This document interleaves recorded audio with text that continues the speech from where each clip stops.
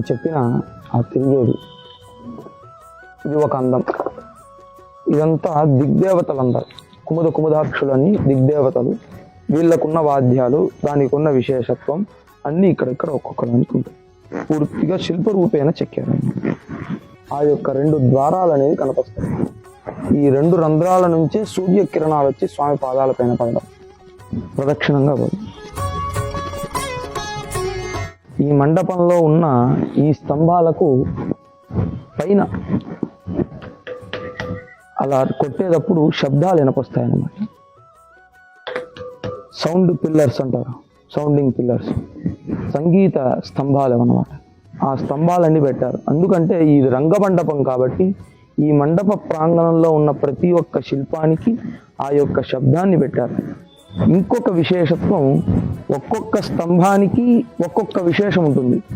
ఒక్కొక్క స్తంభంలో ఒక్కొక్క మహాభారతంలో ఉన్న కథలు, ఈ కేశవాది 12 దేవతల యొక్క మూర్తి వివరణ అంత సంపూర్ణంగా ఇక్కడ ఇచ్చారన్నమాట.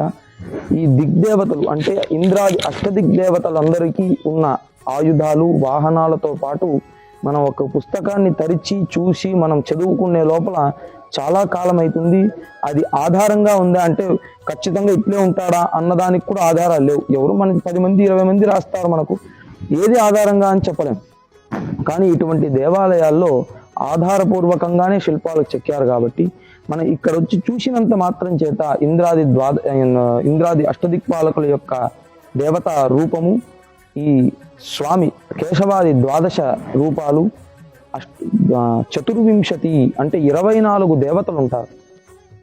అచ్యుత, అనంత, గోవింద, కేశవనారాయణాదులు ఇత్యాదులు 24 మంది ఉన్నారు. వాళ్ళ యొక్క రూపాలు కూడా ఇక్కడ చెక్కారు. ఇంకొక విశేషత్వం, ఇక్కడున్న ఈ బింబంలో చైన్ వేసుకున్నారు. ఆ స్త్రీ అనేది చైన్ వేసుకుంది. దాంట్లో బొక్క ఉంటుందన్నమాట. పెద్ద బొక్కలు వేసేది ఒక రకం, ఈ దర్భపుల్ల మాత్రం పోయేంత దూరమే అక్కడ బొక్క ఉంటుంది. అది ఈ ఒక్కొక్క దానికి ఒక్కొక్క విశేషత్వం. కానీ ఈ యొక్క విగ్రహానికి ఉన్న విశేషత్వం సపరేటు.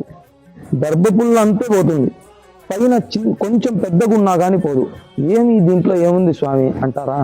దీంట్లో ఏమంటే దీనికి పైన ఎక్కువ కొట్టలేరు. ఒకవేళ అది భిన్నమైతే, అది ఒకవేళ 1 నిమిషం భిన్నమైందంటే ఆ మొత్తం ఆ నుంచి పైన నుంచి ఇంతవరకు దగ్గర సుమారు 7 అడుగుల నుంచి 8 అడుగుల వరకు ఉంటుంది. ఆ 8 అడుగుల స్తంభం దగ్గర చుట్టూ చూస్తే ఒక 10 అడుగులు ఉంటాయి. మొత్తం ఆ స్తంభాన్నంతా తీసి పక్కన వేసేస్తాడు కృష్ణదేవరాయ. వేసేసి కొత్తగా చేయమంటాడు. అది ఆ యొక్క శిల్పానికి ఇచ్చిన అంత ప్రాముఖ్యత. ఇక్కడే రామాయణం ప్రారంభమయ్యే స్థానం. ఉత్తరకామేష్టి యాగానికి వచ్చిన బ్రాహ్మణులు అక్కడి నుంచి ప్రారంభమవుతుంది. ఇది రెండవ లైను. ఇక్కడ స్వామి సుందరకాండలో వస్తుందన్నమాట. అట్లా లోపలికి వెళ్ళిపోతుంది.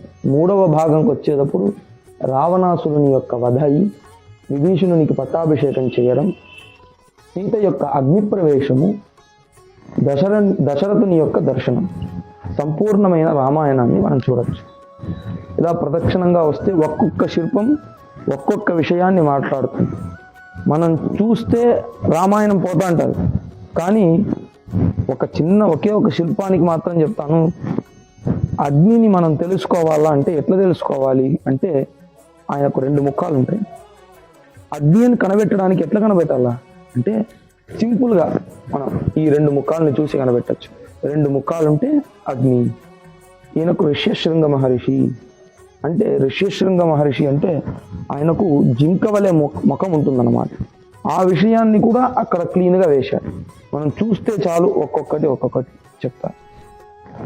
ఈ దేవాలయానికి ఉన్న పెద్ద ఒక విషయం ఈ యొక్క శిల్పం. ఎన్నో హిస్టారిక్ విషయంలో ఇవి వేశారన్నమాట. ఎన్నో రీసెర్చ్ స్కాలర్స్ ఇండియాలోనే లేని ఒక శిల్పం ఇదే అని చెప్పారనమాట. ఈ యొక్క దశకంఠుడు నిలబడడం, ఆయనకున్న ఆయుధాలతో పాటు ఆసనంలో కూర్చుంటే స్వామి హనుమకు ఆసనం ఇయ్యడు. వెంటనే స్వామి హనుమ ఈ యొక్క తోకలనే ఆసనంగా వేసుకొని పైన వీరాసనంలో కూర్చొని ఆయన కన్నా ఎత్తు కూర్చుంటాడు.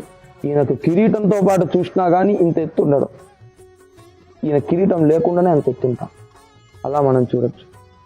ఇంకొక విషయం అంటే ఎక్కడా లేదు సార్. ఎక్కడా లేదు, ఇండియా అనేది కాదు, ఎక్కడా లేదు. ఆల్ ఓవర్ వరల్డ్లోనే పాతకాలం శిల్పాలని తీసుకుంటే ఇట్లాంటి శిల్పం లేదు. ఇంకొకటి ఇప్పుడు వేసే పెయింటింగ్స్లో మాత్రమే ఇటువంటిది దీన్ని చూసి వేస్తున్నారు, సేమ్ టు సేమ్ ఇలానే వేస్తున్నారు. అలా మెల్లగా వెళ్ళిపోతుంది. పై భాగంలో కృష్ణుని యొక్క లీలలు అలా వస్తూనే ఉంటాయి, మనతో పాటే వస్తుంటాయి. అక్కడ గజేంద్ర మోక్షం కూడా చిన్న శిల్పంలో గజేంద్ర మోక్షం కూడా ఇక్కడ ఉంటున్నాం. అయితే కృష్ణుని యొక్క లీలలన్నీ అయిపోతాయి. చేష్టితాలు, అమ్మ రోలు కట్టడం, ఆ రోల్ని అట్లే లాక్కొని పోయి దేవతలు ఆ చెట్టుని మధ్యలో రావడం, ఆ చెట్టు రెండు పగిలి అశ్విని దేవతలు రావడం, ఉట్టి కొట్టడం, అమ్మ బుజ్జగించడం, గోవర్ధన గిరిధరాన్ని చేయడం, స్వామి వేణుగానం వీయడం. ఈ కింద భాగంలో అలానే వస్తే ఇక్కడ ఈ స్తంభంలోనే నరసింహస్వామి అవతారం. స్తంభే సభాయాన్ నమృగం నమానుషం అన్నట్లు స్వామి స్తంభంలోనే ఆవిర్భావం అవుతాడు. ఇక్కడ ఇంకొక విషయం, ఆ యొక్క స్వామి ఎలా ఆవిర్భావం అంటే ఆ హిరణ్య కశిపు ఏం చెప్తాడు అంటే స్తంభే న దృశ్యతే అంటాడు, స్తంభంలో కనపరాలేదే అంటాడు. ప్రహ్లాదుడు ఏం చెప్తాడు, అదే పదాన్ని వాడి స్తంభేన దృశ్యతే అంటే స్తంభంలోనే ఉన్నాడంటాడు. ఆ పదాన్ని వాడి చూస్తే ఆ యొక్క చెప్పినాక కోపం తట్టుకోలేక చేత్తో ఒకసారి తాడనం చేస్తాడు. అట్లే పగిలి బయటికి వస్తాడు స్వామి, నరసింహస్వామి. అలా వచ్చి హిరణ్యకశిపు యొక్క గొంతు పట్టి చీల్చి పక్కన ఒళ్ళో వేసుకొని స్వామి చీల్చి చెండాడి ఉగ్రరూపంగా ఉన్నాడు. వెంటనే స్వామి ప్రహ్లాదమూర్తి స్తుతి చేయగా శాంతలక్ష్మీ నరసింహస్వామిగా ఇక్కడైతాడనమాట. ఇంద్రాది దేవతలందరూ స్వామిని స్తుతి చేసి నమస్కారం చేస్తారు. అదే పై భాగానికి వచ్చేటప్పుడు రామలక్ష్మణ భరత శత్రుఘ్నులకు వివాహం అవుతుంది. దానికి పైన స్వామి కాళింగ నర్ధనం, గోపికా వస్త్రాపహరణం, అటువైపు స్వామి మాత్రం ఆ యొక్క చోరం చేయడం, ఇక్కడ స్నేహితులతో పాటు ఆ యొక్క వెన్నను తినడం. కింద రామాయణంలో చూస్తే పరశురాముని యొక్క గర్భభంగం అవుతుంది. మెల్లగా రామాయణం అంతా సంపూర్ణం. ఒక్కొక్కటి.